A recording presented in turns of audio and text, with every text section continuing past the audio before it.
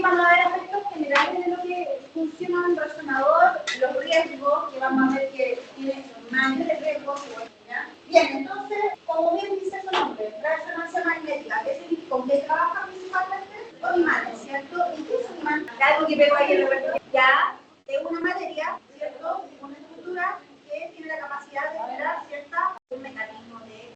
Bien, entonces, como dice el nombre, pareciera decir la magia, ¿cierto?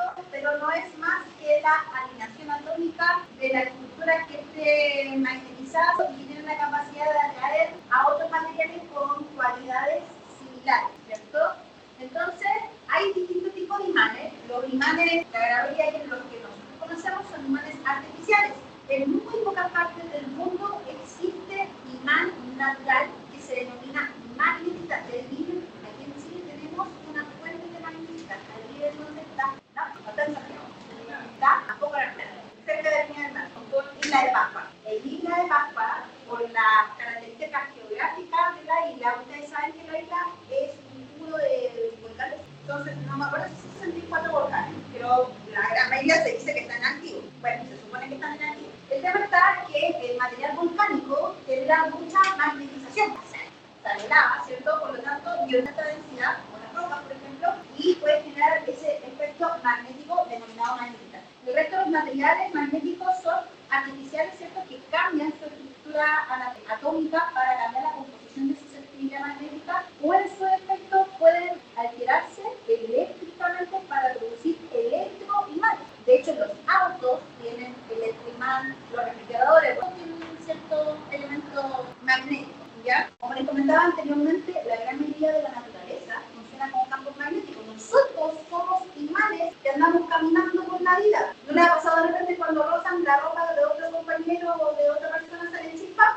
Ya, eso es producto de fricción por el campo electromagnético que tenemos al final de la corriente eléctrica, por la inducción padre. No vamos a entrar en los detalles físicos, pero para que sepan que nosotros en el fondo somos elementos conductores, somos electromagnéticos y por lo tanto podemos inducir la corriente, podemos generar descargas eléctricas a través de compuestos magnéticos, ¿ya? Y este es el principio físico que en el fondo nosotros ocupamos para la resonancia magnética. Cualquier materia, cualquier compuesto magnético va a generar dos polos, un polo positivo y un polo negativo. ¿Por qué? Porque el punto central está al medio de la estructura que produce la magnetización del electrón. Bien, entonces, ¿cómo se logra que un imán se comporte como imán? Es porque hay un cambio de la estructura atómica. O sea, el átomo que tiene un núcleo, que tiene electrones, tiene ciertas cualidades. Y esto es lo que ven en cuarto medio, que habitualmente un átomo, ¿cierto?, que tiene el núcleo afuera, que es lo que andan rondando los electrones. Los electrones tienen masa, ¿cierto? ¿Qué otra cualidad tiene un electrón? Tiene carga, ¿cierto? En este caso, carga positiva, negativa, ¿cierto? Por lo tanto, tiene masa, tiene carga, la masa de la partícula va a tender a ceder rápidamente su energía. ¿Cómo lo cede? Con una fuerza residual. Y esta fuerza residual es el número magnético. ¿Se acuerdan de los números? Número cuántico principal, número cuántico secundario accidental, de la tónica de los átomos. El uso de Pauli era 1s2, 2s2, 2p6, 3p6, PAE. ¿Tuvieron? ¿Escucharon? Sí, algo así, que decía que típicos químicos que hacían poner una flechita para arriba, una flechita para abajo, una flechita que señalaba los productos primero por la ventana, después por el pasillo, ¿se acuerdan de eso? Bueno, la masa, cuando tiene carga, genera una fuerza magnética. Esta fuerza magnética la cumplen todas las partículas de un átomo, tanto los electrones como los protones que están dentro del núcleo. Entonces, si nosotros analizamos esta masa, esta partícula, tiene comportamiento magnético. Como tiene comportamiento magnético, se podría comportar como magnético porque tiene una fuerza magnética. Entonces, si sumamos todos los electrones de toda la materia puede comportarse como una suma de todo lo que tiene el átomo que estemos estudiando. Este fenómeno que les acabo de explicar se llama permeabilidad magnética y da la clasificación de la materia en virtud de la fuerza magnética que puede tener un campo magnético principal. Entonces, cuando yo tengo ciertas influencias magnéticas, ¿cierto? Voy a depender directamente de la composición del átomo y esto va a estar directamente asociado a las cualidades que están caracterizadas en la tabla periódica. Para eso, nosotros vamos a clasificar los elementos en tres grandes categorías para poder saber si pueden entrar en resonancia conoce o no, que son los elementos diamagnéticos, los elementos paramagnéticos o los elementos ferromagnéticos. Los elementos diamagnéticos son aquellos elementos que no generan interacción con el campo magnético principal. De hecho, es la chiquilla o los chiquillos que vayan a comprar joyería tienen que sí o sí ir con una mano a la joyería. O cuando le vendan oye chiquilla, tiene para la casera y a decirle siempre las joyitas, es para verificar la pureza del metal, usted va con un imán. ¿Por qué debería ir con un imán? Para ver si es real, ¿cierto? ¿Por qué? Porque hay algunos materiales como el oro, la plata, ¿cierto? Como el titanio, por ejemplo, tienen cualidades diamagnéticas. Eso quiere decir que no interactúa en un campo magnético. Usted puede entrar con un anillo de oro a otro y no le va a pasar nada. Al menos no se va a quedar pegado. Se puede calentar, ¿ya? Pero no va a ser pegado. Por eso cuando le regalan un anillo de boda, ¿cierto? El anillo de compromiso, antes de decir que sí, te va con el imán y va a comprobar si el anillo es verdad, para ver si el compromiso es serio o no. ¿Cierto? Obvio, si no, puede besar, ¿cierto? Bien, tenemos otro tipo de elementos que son elementos ¿qué significa paramagnéticos? Que interactúan con los campos magnéticos, pero su interacción es leve, ¿ya? Ejemplo, aluminio. La gran mayoría de los elementos que entran a la resonancia magnética, a los equipos, son de aluminio. Eso quiere decir que se van a caer, pero se crean poquito. ¿Generan un riesgo? Sí, porque pueden salir como efecto proyectil leve, pero pueden generar un efecto proyectil. Algunos ejemplos, cobre, aluminio, el tungsteno, tantalio, son de características paramagnéticas. El medio de contraste que ocupamos en la resonancia magnética tiene cualidades paramagnéticas. Bien, y tenemos el elemento que genera mayor peligrosidad en el mundo de la resonancia magnética, que son los elementos ferromagnéticos. Significa que sean elementos ferromagnéticos son aquellos que por una fuerte atracción se van a la redundancia, a atraer al imán. Eso quiere decir que tiene muchas partículas que tienen esta capacidad de atraerse. Y estas son las que generan los riesgos inminentes en resonancia magnética. De hecho, si entra con un elemento ferromagnético y el paciente está dentro, al paciente lo puede matar. Así es. ¿Por qué? Porque se va a caer como un efecto proyectil en la velocidad de alcanzar 250 kilómetros por segundo. Es muy alta la influencia de atracción. Todo lo que ocupamos nosotros es 30.000 veces la fuerza magnética del campo terrestre. Muy fuerte el imán. Por lo tanto, los riesgos son altísimos. Ejemplos de elementos ferromagnéticos que son tres. Son solamente tres en la tabla de Lebesgue: hierro, cobalto y níquel. Esos no pueden entrar por nada del mundo al resonador. Porque no solamente se van a caer, sino que también tienen una alta capacidad de generar inducciones de arcos eléctricos. Eso quiere decir que el paciente, además de atraparlo con el campo electromagnético por atracción, le puede dar la cosa. ¿Ya? Dudas, esto es importante porque va a ser hierro, níquel. Hierro, cobalto y níquel. Sobre todo el fierro, o sea, entrar con un clavo, entrar con una herramienta que ocupan en mecánica, por ejemplo, es literalmente para el completo. Entonces, una vez que ya sabemos que la materia se clasifica de acuerdo a las características de magnetización, porque todo es un campo magnético, ¿cierto? Me tengo que preguntar qué es lo que es resonancia magnética. ¿Y qué es lo que es resonancia magnética? Un fenómeno físico en el cual ciertas partículas, ciertas específicas, como protones y electrones, absorben uso de radiofrecuencias de forma selectiva bajo la influencia de un campo magnético de alguien. ¿Ya? Ahora, si lo queremos resumir en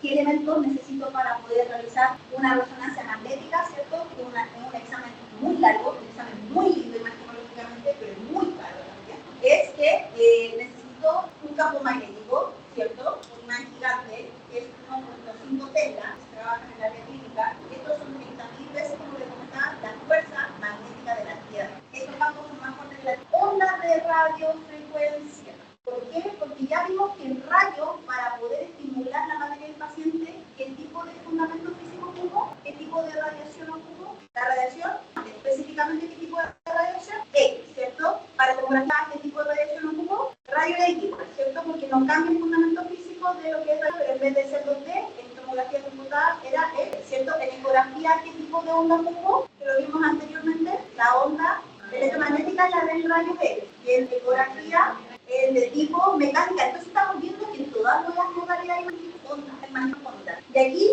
no queda excepto. De hecho, trabajamos con ondas de radiofrecuencia, estas típicas que ocupan los carabineros, ¿cierto? Con los voltios VHF, UHF, ¿cierto? El mismo rango de frecuencia. Y se trabaja en qué unidad de frecuencia, en megahertz. En ecografía, ¿en qué unidad trabajábamos también la onda mecánica? ¿Cuánto era el rango? De 20 a 30, también megahertz. Entonces, la diferencia entre ellas es que la onda por ecografía es un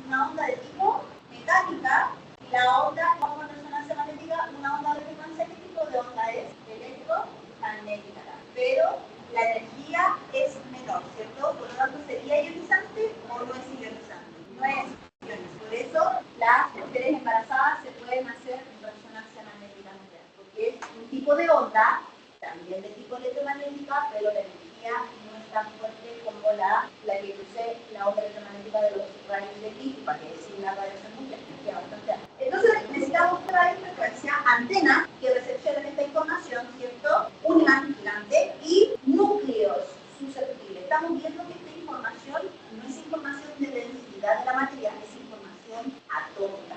De hecho, es información de partículas. Entonces, como es información de partículas, necesito características atómicas de la materia. ¿Qué significa que sea atómica? Que específicamente tengan un número atómico o un número máximo, ¿cierto? ¿Se acuerdan del Z y de los átomos? ¿Cierto? ¿Sí? ¿Se acuerdan de eso? Carión, ¿sí? ¿Se acuerdan? Ya, eso. El número Z, un número atómico o un número máximo impar, para que puedan entrar el elemento que nosotros más ocupamos en resonancia es el helicóptero. De hecho, es el único aquí en Chile que ocupamos. En otros países se ocupa carbono. De hecho, como dato freak, esto no es para la prueba, pero como dato freak, existen resonadores de carbono para ver la cuantificación de carbono de las momias, por ejemplo, o de objetos de antigüedad para poder calcular la edad que tienen estos elementos. Y en el caso del fútbol, ustedes saben que los futbolistas del Real Madrid, de las líneas europeas, tienen hospitales para deportistas, y dentro de los hospitales para deportistas tienen personajes específicos para cuidar a los deportistas. De hecho, hacen estudios de fósforo, lo que voy a llevar a hacer tienen los de fósforo para ver los niveles de fósforo a nivel del futbolista y verificar si su rendimiento fisiológico va a ser el óptimo para la temporada. Así de específico puede ser la razón. Entonces, comprenderán que un examen muy rico en información y, por lo tanto, conlleva que el costo es muy alto y los riesgos de trabajar en estas áreas también es muy alto. Es muy fácil hacerse famoso chiquillo en estas áreas. Entonces, para poder hacer resonancia magnética, tengo que primero absorber el pulso de radiofrecuencia para posteriormente liberar esta energía. O sea, el paciente se satura en energía y cuando ya está completamente saturado, libera esta energía. Igual que la onda mecánica de ecografía. Choca la onda mecánica con el paciente y después la devuelve. Acá no libera energía, lo libera. Y una vez que capta esta energía, la procesa para poder formar la imagen resultante. De que está compuesto de varias estructuras acá, de forma muy simple, muy global. Dentro de ellos tenemos imagen de 1.5 Tesla habitualmente, o no creo que sean en simple, no, pero ¿qué otra cosa tiene un resonador? Tiene el sistema de Lagrange. El sistema de Lagrange es el que se encarga de poder tomar el plano de la imagen, ver el grosor de corte, entre otras características asociadas a la calidad de imagen. También, que aquí sí es un rol importante, es respecto a las antenas que van a recibir esta información, ¿ya? Y estas antenas tienen distintas clasificaciones que las vamos a ver un poquito más. Y los sistemas de transmisión y recepción de los pulsos de radiofrecuencia para posteriormente cuantificarlos en la imagen. Bien, ahora, ¿qué componentes tiene un resonador? Al menos en aspectos muy generales, ¿cierto? Para proteger el imán necesita que la sala esté completamente blindada y el blindaje se hace a través de una jaula que se llama jaula Faraday. ¿Es que ustedes saben que en sus celulares hay jaulas Faraday? En los aviones hay jaulas Faraday. En las puntas de los edificios hay jaulas Faraday. Y en el microondas de su casa tiene una jaula Faraday. ¿Qué significa una jaula Faraday? Como visualizan acá en este ejemplo que me encanta, que es un programa de Estados Unidos que hacen experimentos científicos en donde el tipo está envuelto en un traje de jaulas para él. Es un metal y literalmente por estas bobinas que se llaman bobinas Tesla están tirando rayos, los rayos naturales, ¿cierto? Pero a él no le pasa absolutamente nada, las jaulas lo están protegiendo. Ahora, si ese traje tiene una fuga, porque el cuetazo que le llega no lo deja vivo. De hecho, puede llegar a prender las ampolletas y no le pasa absolutamente nada. Ahora, ¿para qué sirven las Faraday? Las jaulas Faraday ocupan un principio de polarización. De hecho, detrás, en el caso de acá, que es muy similar, la gran mayoría de sus dispositivos acá tiene una lámina rígida. ¿Se han dado cuenta? Bueno, los teléfonos antiguos, tuvieron los Nokia 93, 95, bueno, de esa línea, uno sacaba la batería y detrás tenían una lámina de metal. Ya, esa lámina de metal es las jaulas Faraday. ¿Por qué? Porque por detrás del dispositivo nosotros tenemos un bloqueador del pulso de radiofrecuencia. Me acerco al celular de mi compañera, y el celular de mi compañera está emitiendo una frecuencia a través de una llamada telefónica, mi teléfono no lo logra captar. Es para proteger de alguna forma. De hecho, usted puede hacer unas jaulas para el portátil, con una lámina, la luz salió estas láminas que ocupa para la cocina, para envolver la comida. Usted envuelve el celular y le ponga una jaula.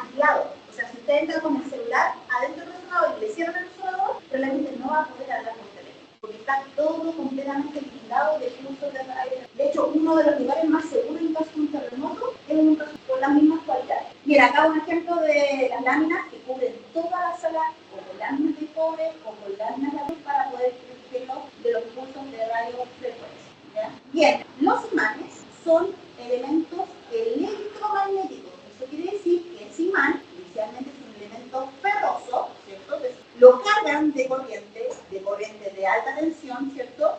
Para echarlo a andar, ¿cierto? Hay distintas formas de producir imanes. Ustedes, yo creo que espero que hayan podido jugar con imanes. Bueno, con imanes chiquillos, ¿ya? Era el aluminio, ¿Ya? poner una bolita y la cápsula de agitarlo. Se forma solamente una cápsula, y va... Todavía siguen haciendo esos experimentos que van súper. Hay un experimento que también lo hacen mucho con los niños, que es con una pila, con un alambre de cobre y un clavo.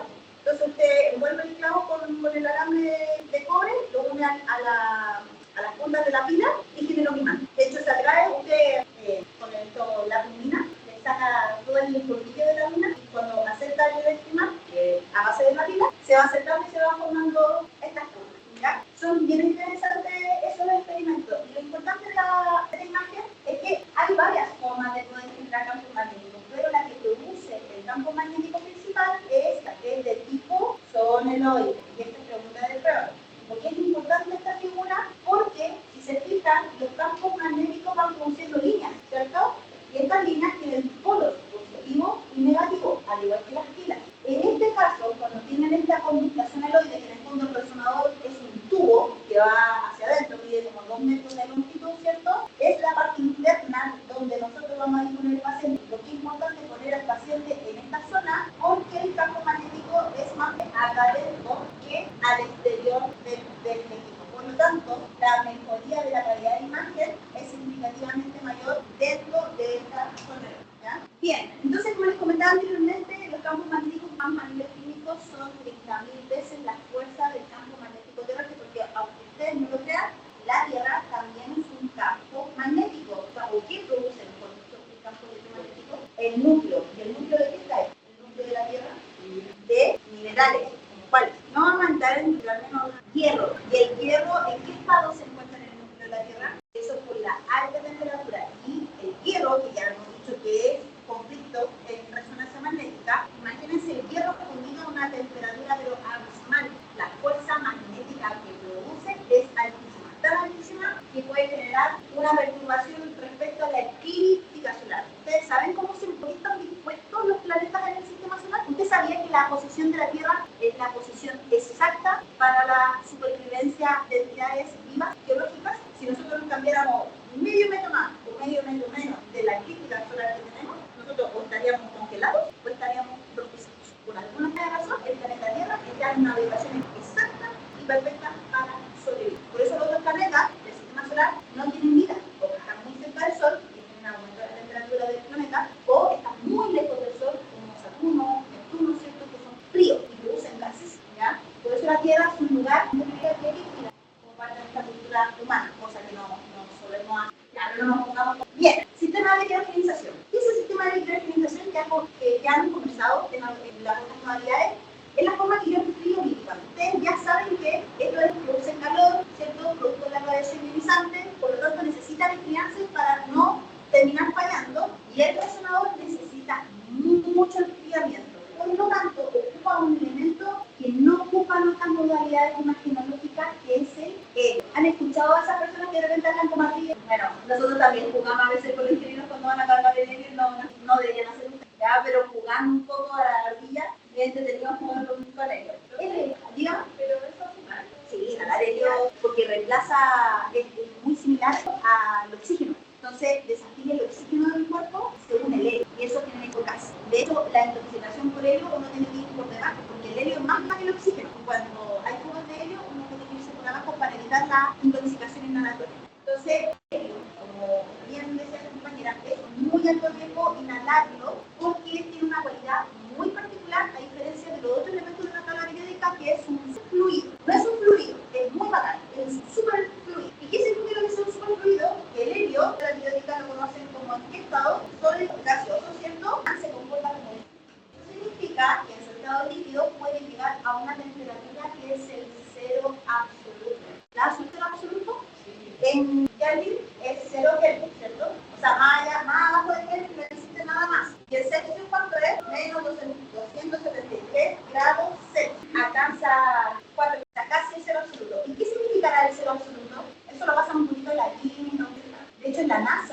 estudio de escuchado el acelerador que está en Suiza, en CERN, donde hacen los experimentos y ahora están buscando la partícula de el agujero negro, la fotografía más importante de la historia espacial, ¿no? No escuchan las noticias, chiquillos, bueno, las noticias científicas. Bueno, les cuento, en Suiza hay un acelerador lineal, y este acelerador lineal tiene, no sé si son 15 kilómetros de diámetro, pero es gigante, y hacen girar partículas para ver si pueden colisionar y generar nuevas partículas, ¿ya?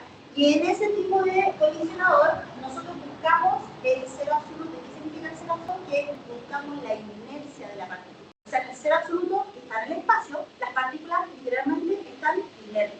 En cambio, cuando en el ambiente estamos completamente oscilantes. La materia de nosotros está en constante movimiento, pero al cero está casi en la inercia. ¿Por qué es importante entrar en la inercia? Porque así podemos mantener el campo magnético principal. Y así el material no ceda, porque le ha pasado de repente en el invierno cuando ustedes ponen el calefactor y ponen muchas horas prendido, de repente se quema, va calentando. ¿Y qué pasa con el cable? Se derrite, ¿cierto? Se empieza a calentar y empieza a ceder el material. Entonces, cuando nosotros tenemos mucho flujo de corriente, produce, como bien dices, un exceso de calor. Y llega a ser tanto el calor que el material en algún momento se quiebra. Estos imanes tienen un flujo de corriente de altísimo voltaje y la única forma de poder enfriarlo para que no se rompa el material es con él. Es lo único que se ha encontrado para llegar al cero absoluto. Ni siquiera el nitrógeno logra la temperatura que pueda alcanzar el ¿ya?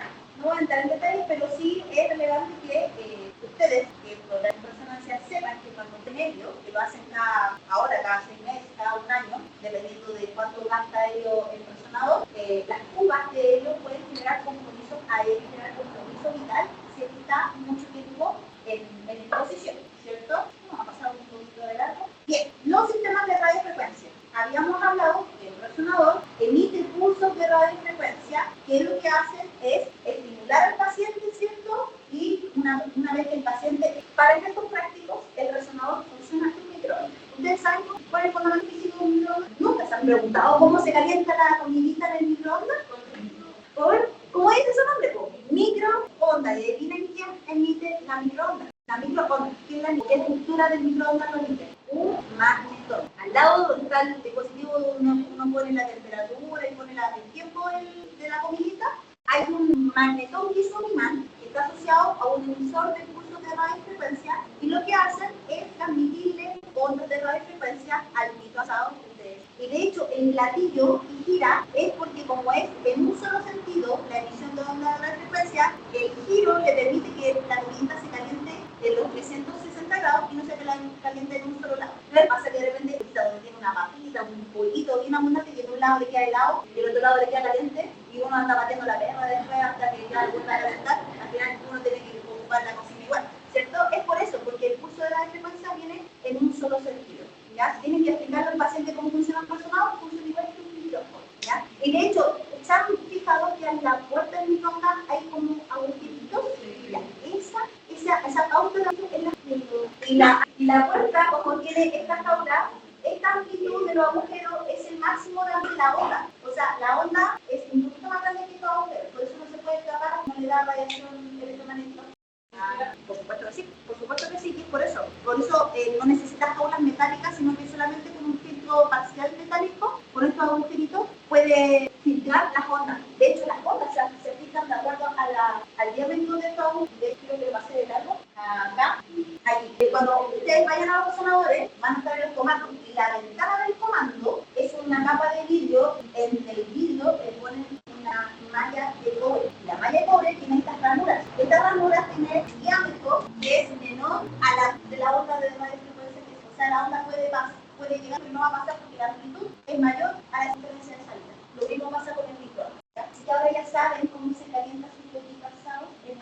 Saben cuándo está funcionando bien, cuándo está funcionando mal, dependiendo de la emisión. Bien, en el paciente le pasa exactamente lo mismo. Lo mismo que hacemos con el pollito asado cuando queremos comerlo, ¿cierto? Para calentarlo, nosotros calentamos al paciente con pulsos de radiofrecuencia de forma continua y en algún momento dejamos de emitir. Cuando dejamos de emitir, el paciente empieza a botar el exceso de energía que nosotros le dimos por los pulsos de radiofrecuencia y esto es captado por antenas o las bobinas, que son los elementos que le vamos a poner al paciente para poder estudiar. Hay bombas de cabeza, abdomen, hay bobinas de pie, hay bobinas de muñeca, ¿cierto? Que van a tener algunas características. Bobina de rodilla, bobina de tobillo, bobina de cuello, bobina de lo que se le ocurra. Fundamentalmente son 25 aceñas que se ocupan en la clínica y uno va inventando formas de poder tomar los exámenes de resonancia, pero si se fijan, a diferencia de otras modalidades de misma tecnológica, nosotros tenemos que ocupar elementos accesorios para poder capturar la información y después traducirla en nuestra imagen. ¿Ya? Como les comentaba anteriormente, las bobinas o las antenas las vamos a poner alrededor o sobre el paciente, en este caso que son las bobinas,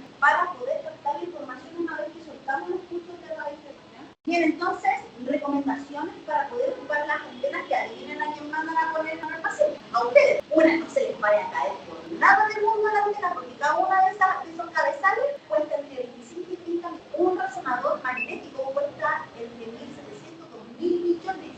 Así que comprar, que si a usted se le llega a caer una bobina, se le llega una bobina, o se le llega a quemar una bobina, se hace famoso no solamente en el centro médico, sino en todo Chile, porque los que nunca lo conocemos. Bien, entonces, a veces pasa que las bobinas tienen sistema de conexión. Igual que los celulares para cargar, la antena es lo mismo, y a veces enchufada. Entonces, eso puede generar una corriente parásita y puede quemar al paciente, inclusive antiguamente pasaba, ahora ya con sistemas de saltar, ¿ya? Nunca dejarlo. Y esto es recomendación no solamente para resonancia, para todo lo que ocupe en la electrónica. ¿Por qué? Porque si ustedes dejan un cable, por ejemplo, el mismo caso que tengo acá, un cable enchufado y tiene el receptor, el macho lo tengo suelto. Eso es como el metal, un audio, pero puede inducir una corriente. El cable tocado en esta forma, sobre todo en los factores, genera un punto de contacto y estos puntos de contacto generan campo electromagnético y eso puede ocasionar corriente. De hecho, se lo digo como experiencia de bombero, que la gran mayoría de los es por mala utilización de cables o sistemas eléctricos que conllevan posteriormente a cortocircuito. Literal, ¿ya? Evitar electrodos. ¿De qué está hecho un electrodo? El tomar el electrocardiograma que le ponen ahí en el hospital. Tiene un parche que adentro tiene un común cabezal, ¿cierto? Esta es el cabezal. Habitualmente cuando le ponen un electrodo, ¿de qué material es? ¿Es metálico o de plástico? Metálico, porque tienen que transmitir el pulso del electrocardiograma, ¿cierto? ¿Podrá inducir eso, no? De hecho, esto se puede calentar a tal punto que puede quemar al paciente. Y me ha pasado un par de veces que a veces tienen que conocer los técnicos mientras no tienen que hacer cosas administrativas o cosas clínicas, y de repente entran al paciente, yo no lo reviso al paciente, empiezo a tomar el examen y de repente me da feo la imagen. Y es como, oye, el examen se tenía de todo, y claro, voy a ver, tiene todo bien puesto, y eso puede generar quemadura. Y ustedes saben que una quemadura puede pasar de segundo grado a tercer grado, que es causante. De hecho, el electrodo debajito le ponen una gotita de gel, y eso es un inductor mayor de corriente, y eso puede ocasionar que la quemadura se deshace. Entonces, revisar al paciente de punta a punta es como el con los que están en la Policía Internacional, que nos revisan los metales. Nosotros en resonancia somos así. Antes de que entre un paciente, le hacemos todas las preguntas de seguridad, todas las revisiones corporales, idealmente y solamente con su ropa interior. Ya está por ahí, porque adivinen, ahora hay calzones y de cobre, que son más ecológicos, que viven la zona bacteriana. Calcetas de cobre también me han pasado chistes con las calcetas de cobre porque tienen cobre. El cobre es un inductor de corriente. Si el paciente está con ropa interior de cobre y entra un resonador y de campo magnético y de corriente, ¿qué va a pasar al paciente? Capul, un chispazo de aquí, ¿ya? Dejar los cables extendidos, y esto es la recomendación no solo para la antena, sino que para todo el electrodoméstico que ocupe en su casa, ¿cierto? Y tratar de mantenerse siempre en el isocentro del campo magnético, al igual que cualquier otra excepción, ¿ya? La camilla del paciente, a diferencia de las otras modalidades tecnológicas que tienen que ser más amigables el ingreso y la salida del paciente, acá no, es un poquito más claustrofóbico. De hecho, habitualmente los resonadores son como estos equipos, y al paciente lo disponemos en esta camilla, le ponemos los aditamentos y lo ingresamos adentro del equipo, y ahí queda encerrado al menos media hora. Por lo tanto, siempre tenemos que estar atentos a cualquier evento del paciente, porque salir del comando, entrar alrededor de 5 o 8 segundos, 5 o 8 segundos pueden ser vitales en caso de riesgo vital del paciente. ¿Ya? Hay otro tipo de imanes, como los que ven acá, que son imanes abiertos, pero son un poco útiles en la clínica porque la influencia clínica o la efectividad clínica a nivel imagenológico es un poquito de pero en general se ocupan estos equipos que son de campo cerrado. ¿Ya? Bien, ahora, ¿cuál es el material que nosotros estudiamos a través de resonancia magnética? el hidrógeno. ¿Por qué el hidrógeno es el átomo que se estudia en resonancia magnética? El hidrógeno es la naturaleza. De hecho, en la tabla periódica, ¿dónde está ubicado? El primero, ¿cierto? ¿Y por qué el primero? ¿Por qué? Porque es lo que más hay en la naturaleza. Todo está unido a hidrógeno. Es muy difícil encontrar el hidrógeno ahí solito, ahí guachito por la vida, porque además, ¿se acuerdan que la tabla periódica era una forma así, más o menos? ¿Cierto? Y está ubicado acá. Cuando los átomos estaban acá en este sector pasaba algo con los. ¿Qué pasaba? Tendrían a ceder o a captar electrones. A ceder, o sea, tienen un alto potencial de ionización. ¿Se acuerdan de ese concepto? Primero, segundo medio. Y acá, también los gases nobles, que tendría que ser un alto para parecerse a qué cosa? A los gases nobles. ¿Cómo se llama eso? Electronegatividad, ¿cierto? Que es la capacidad de atraer electrones para parecerse a los gases nobles. Bien, entonces el hidrógeno lo vamos a ocupar porque, una, es el más abundante de la naturaleza, está ubicado en todos los elementos. El hidrógeno es parte de la molécula de agua. ¿Y cuánto porcentaje de agua tenemos en nuestro cuerpo? 70%, tenemos aquí 70%. Por lo tanto, es el átomo de estudio a través de resonancia magnética. ¿Ya? Voy a pasar esas cosas. Bien, entonces en resonancia magnética nosotros vamos a tener dos grandes imágenes. Ya en rayos, escáner y ecografía era un problema, resonancia estima. Ya, no solamente tenemos una imagen, tenemos, yo creo que es fácil, 25 imágenes distintas por resonancia magnética. En rayos teníamos, en eco, en escáner, 4 imágenes distintas. Parte blanda, ósea, pulmonar, media química. Y aquí, alguien. Pero vamos a verlas más fácil, ¿ya? Como les comentaba anteriormente, el lenguaje que ocupamos en tomografía computada, ¿cómo se llamaba? Hiperdenso, y para los elementos de baja densidad, ¿cómo se llamaba? Tipo D. En resonancia nos vamos a ir a dos tipos de imágenes potenciadas en T1 e imágenes potenciadas en T2. ¿Qué es lo que ve en T1? Todos los elementos que se parezcan a la grasa. O sea, aquí la grasa en el T1 la voy a ver hiper, en este caso quiere decir densa y tensa. Todas las componentes grasas similares a la grasa en T1 se ve, si en T1 se ve hiperintensa, en T2 va a ser lo opuesto, se va a ver hipo, ¿cierto? Hipointensa. Y al revés, si la grasa en el T1 la veo hiperintensa, el agua, que es la contraparte, como debería ver en el T1, hipo, ¿cierto?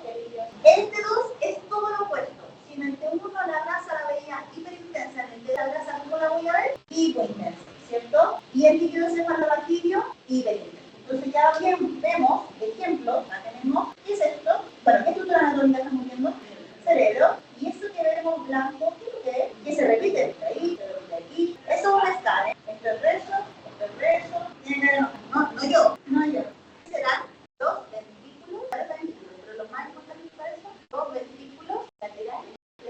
El cerebrito tiene como una asa posterior donde rodea. Esos son los ventrículos. Los ventrículos están llenos de agua, de líquido cefalorraquídeo. Y si yo sé que aquí hay agua, ¿qué potencial es? De 1 de 2. La grasa en el T1 como la veía, hiper, por lo tanto el agua la veo hipo. Y en el T2 al revés, la grasa como debería ver en el T2, hipo, y el agua, entonces esto es un T1, un T2, T2, y aquí como veo el agua, hiperintensa o hipointensa. Oscura o se ve blanca. Oscura, por lo tanto es hiper o hipo. Y aquí es hipo o hiper. Este es un T1 o un T2. T1 y aquí. Por eso me encanta la resonancia. Es muy difícil resonancia. Ya. Si en T1 estudia la grasa en T2, ¿qué? Los elementos de decisión interna, elementos acuosos, los riñones, la vejiga, el líquido cefalorraquídeo, todo lo que tiene una función acuosa que el cuerpo humano piensa, ¿ya? De hecho, ¿le suena la sustancia gris, la sustancia blanca? Algo, ¿cierto? Pero una pequeña diferencia entre la corteza, como los lóbulos que es la periferia, no, o sea, a ver muy bien en la foto. Pero acá se ve la más, acá se ve la corteza, y la corteza que está alojando la sustancia gris o la sustancia blanca, la gris. ¿Y la qué composición tiene? ¿Qué es lo que es sustancia gris? El parénquima cerebral, ¿cierto? El cerebro. El cerebro tiene dos grandes señales, la sustancia gris y la sustancia blanca. ¿Qué es la sustancia gris? Va por la sangre y los gases, estamos cerca, pero tiene una función importantísima. De hecho, es lo que nos permite caminar, lo que nos permite movernos, girar, va por ahí por los nervios, va por ahí. ¿De qué está compuesta la sustancia gris? De los cuerpos neuronales. Y la sustancia blanca, que está al medio del cerebro, ¿qué tiene? ¿Cuál es su función? Suena el axón, el soma de la neurona, ¿cierto? Ahí estaban las dendritas, ¿se acuerdan? Y el axón que era la colita, y el axón tiene un elemento, ¿cómo se llama? La vaina de mielina, y ahí se produce este fenómeno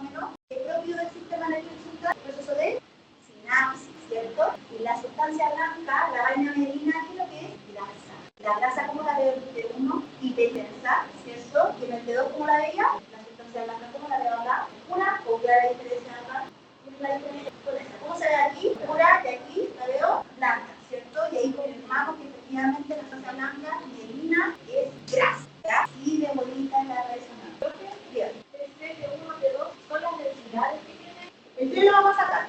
Tenemos TC, que es tomografía computada, T1, que es de resonancia, y el T2 también, que es de resonancia. Tomografía computada, ¿qué fundamento ocupaba? ¿Qué fenómeno físico ocupa? Sí, radiación ionizante. ¿Qué tipo de rayo ocupa específicamente? El rayo X, ¿cierto? Por lo tanto, ¿qué es lo que mide ese tipo de interacción física? ¿Qué es lo que hace la radiación? Irradia. Así de simple. ¿Qué significa que irradie? Que pasa, ¿cierto? Por lo tanto, yo en tomografía computada, en rayo y en escáner, lo que hago es medir densidad. ¿Qué tan denso es o qué tan débil es? Yo lo puedo medir mediante si se ve más blanco o se ve más. En resonancia magnética ya no ocurre eso. Es otro método, otro fundamento físico. Esto ve literalmente los protones, que se comporta como imán, y mientras más magnético sea, más influencia va a tener en la imagen. Por eso son imágenes más bonitas, porque tienen mejor calidad de imagen, porque ni siquiera es densidad, es atómica, es información cuántica. ¿Ya? Por eso están cotizadas en neuro. De hecho, la gran mayoría de los estudios de resonancia son de neuroresonancia. ¿Ya? Y aquí tenemos algunos ejemplos que son bastante